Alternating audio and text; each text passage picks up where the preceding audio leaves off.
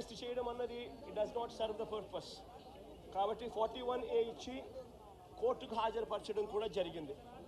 మన ఇంత నిబద్ధతతో ఆ రోజు మేము అడుగులు వేసాం. ఇంత నిబద్ధతతో ఆ రోజు నిబద్ధతతో అడుగులు వేసి వాళ్ళందరినీ కూడా హాజరుపరిచి 41A కింద వాళ్ళందరికీ కూడా నోటీసులు ఇచ్చి వాళ్ళందరినీ కూడా కోర్టు ప్రొడ్యూస్ చేశారు. నేను అడుగుతా ఉన్నా, ఈరోజు సురేష్ కానీ లేకపోతే వీళ్ళు అరెస్ట్ చేసిన డిప్యూటీ మేయర్ హస్బెండ్ కానీ వీళ్ళల్లో ఏ ఒక్కరైనా కూడా ఆ రోజు కనీసం లొకేషన్లో ఉన్నారా? వీళ్ళ సెల్ ఫోన్లు ఎక్కడున్నాయో ట్యాగ్ చేస్తే తెలియదా? తెలుగుదేశం పార్టీ ఆఫీసులో సీసీ కెమెరాలు ఉండవా? ఆ సీసీ కెమెరాల ఫుటేజ్ చూస్తే తెలియదా? మరి అలాంటప్పుడు వీళ్ళెవరూ లేనప్పుడు 4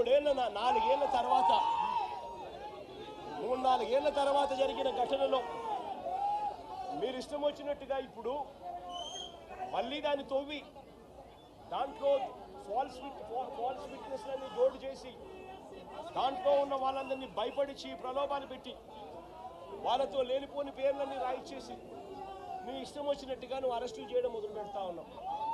రాష్ట్ర వ్యాప్తంగా కూడా ఇదే జరుగుతూ ఉంది. ఈ ఒక్క కేసే కాదు, ఇదే మాదిరిగానే రాష్ట్ర వ్యాప్తంగా కూడా జరుగుతూ ఉన్నాయి. పోలీసులు ఏ స్థాయికి దిగజారిపోతా ఉన్నారు అనంటే అటువంటి పాత కేసులలో కావాలని వీళ్ళే తప్పుడు సాక్ష్యాలు క్రియేట్ చేస్తూ ఉన్నారు.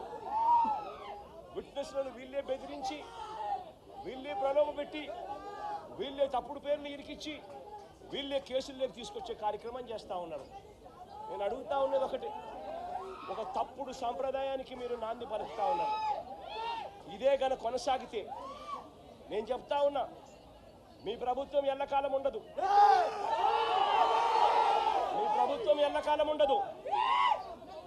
ఒక తప్పుడు సాంప్రదాయానికి మీరు బీజం వేస్తా ఉన్నారు.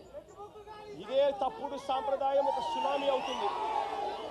రేపొద్దున మీ నాయకులందరికీ కూడా ఇదే గతి పడుతుంది. ఇదే జైల్లోనే మీరంతా కూడా ఉంటారు. ఇది కూడా గమనించుకోండి అని చెప్తా ఉన్నా. ఒక తప్పుడు సాంప్రదాయానికి మీరు నాంది పలుకుతా ఉన్నారు. ఒక తప్పుడు పద్ధతికి మీరు నాంది పలుకుతా ఉన్నారు. మార్పు తెచ్చుకోకపోతే మాత్రం రెడ్ బుక్లు మీరు ఒక్కరే పెట్టుకుంటారని చెప్పి మీరు అనుకుంటున్నారేమో. రెడ్ బుక్ పెట్టుకోవడం అన్నది చాలా సులభమైన పని. నేను మనం మీ విలేకరు కృష్ణకు చెప్పి, కృష్ణ నువ్వు ఒక రెడ్ బుక్ మెయింటైన్ చేయంటే కృష్ణ కూడా మెయింటైన్ చేస్తాడు ఒక రెడ్ బుక్. నీ పేరేం పేరన్నా? రవికి చెప్పి, రవి నువ్వు ఒక రెడ్ బుక్ మెయింటైన్ చేయ రవి అని అంటే రవి కూడా మెయింటైన్ చేస్తాడు. అదే కదా ఘనకార్యం కాదు, గొప్ప పని కాదు. ఆ తర్వాత రెడ్ బుక్లో పెట్టిన పేర్లన్నీ చూసుకొని వాళ్ళని ఇరికించడము, వాళ్ళ ఇళ్లను ధ్వంసం చేయడము, వాళ్ళ ఆస్తులను ధ్వంసం చేయడము, వాళ్ళ మీద దొంగ కేసులు పెట్టడము, ఇదే ఒక పరిపాలన కింద రాజ్యాధికారం చేయడం మొదలు పెడితే మాత్రం రాజ్యాధికారం ఎలా ఉంటుంది అంటే ఇప్పుడు చంద్రబాబు నాయుడు గారి పాలన ఎలా ఉందో అలా ఉంటుంది. చంద్రబాబు నాయుడు గారి ప్రభుత్వం వచ్చి 3-4 నెలలు కూడా కాయిపోలా. ఈ 3-4 నెలల్లో చంద్రబాబు నాయుడు గారి పరిపాలన ఎంత దారుణంగా ఉంది అని అంటే నిజంగా నాకు ఆశ్చర్యం కలిగించే విషయాలు కనిపిస్తాయి. ఇదే పెద్ద మనిషి చంద్రబాబు నాయుడు గారు ఎంత రెడ్ బుక్ పాలనలో నిమగ్నమై ఉన్నాడు అనంటే, పరిపాలన ఎంత గాలికి వదిలేశాడు అనంటే, ఇదే పెద్ద మనిషి చంద్రబాబు నాయుడుకు తుఫాను వస్తూ ఉంది అని సంకేతం తెలుసు.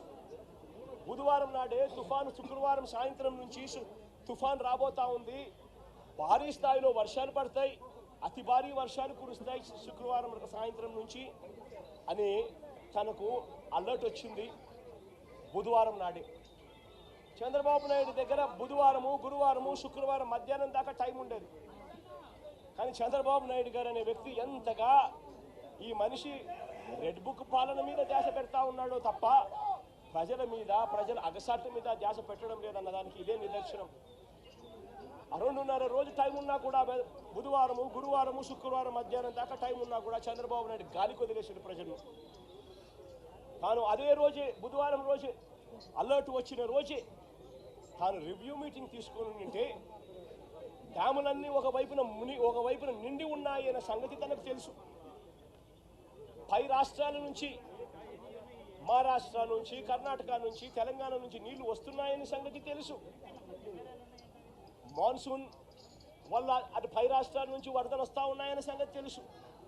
మన రాష్ట్రంలో కూడా తుఫాన్ రాబోతా ఉంది అనే సంగతి కూడా తెలుసు. మరి అలాంటప్పుడు చంద్రబాబు నాయుడు ఏం చేయాలి? బుధవారం రోజు రివ్యూ తీసుకుని రెవెన్యూ సెక్రటరీని, చీఫ్ సెక్రటరీని, ఇరిగేషన్ సెక్రటరీని, హోమ్ సెక్రటరీని వీళ్ళందరినీ కూడా పిలిచే కార్యక్రమం చేయాలి. వీళ్ళందరితో రివ్యూ తీసుకుంటే వీళ్ళందరూ ఆ తర్వాత కలెక్టర్లతో వెళ్ళి కలెక్టర్లతో వీళ్ళంతా కూడా చేయాల్సిన పనులు చేస్తారు. ఇరిగేషన్ సెక్రటరీ ఉన్న డ్యాములను ఖాళీ చేయిస్తాడు. శ్రీశైలంలోను, నాగార్జున సాగర్లోను, పులిచింతల్లోను 3 డ్యాముల్లోనూ కనీసం ప్రతి డ్యామ్లోనూ ఒక 25-30 టీఎంసీలు తగ్గించుకుంటూ వచ్చి కనీసం ఒక 80-90 టీఎంసీలు మేరకు తగ్గించి ఈ 3 డ్యాముల్లో కలిపి ఒక ఫ్లడ్ కుషన్ మెయింటైన్ చేస్తాడు ఇరిగేషన్ సెక్రటరీ. దానివల్ల పైనుంచి వచ్చే నీళ్లను, ఇతర రాష్ట్రాల నుంచి వచ్చే నీళ్లను, ఈ ఫ్లడ్ కుషన్ ఉంది కాబట్టి నీళ్లను అక్కడే ఆపిండొచ్చు.